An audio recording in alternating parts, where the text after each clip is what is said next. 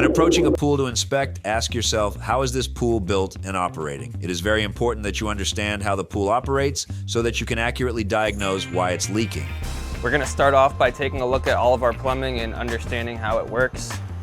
Over here we have our pump right here. Going back from our pump, we have our sources of suction.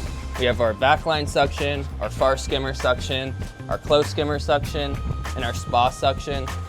As you can see right here, our spa suction is actually shut off, which is a big indicator for us that these are our 3 sources of suction right here. Knowing that, we're gonna move forward. We're gonna have our water return from the pump out into the DE filter right here. From the filter, it's gonna return and go all the way around into the heater right here. That water is gonna return from the heater and go up into this manifold right here. This is our return system right here. We have our spa shut off right here.